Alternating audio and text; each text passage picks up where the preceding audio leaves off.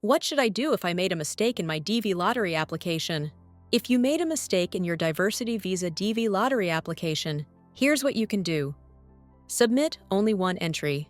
If you realize the mistake after submitting your application, unfortunately, you cannot submit a second entry. Submitting multiple entries can disqualify you. Minor mistakes. If the mistake is minor, like a typo or a small error, you may still be selected for the lottery. However, you should be prepared to explain the error during your visa interview if selected.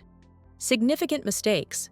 If the error is significant, e.g., wrong country of eligibility, incorrect information about marital status, or omitting required family members, it could lead to disqualification, even if you are selected.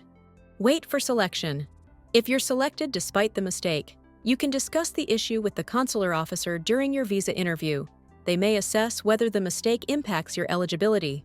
Check for future opportunities.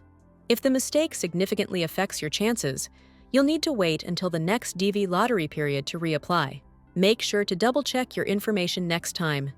Always ensure your information is accurate when applying to avoid potential disqualification.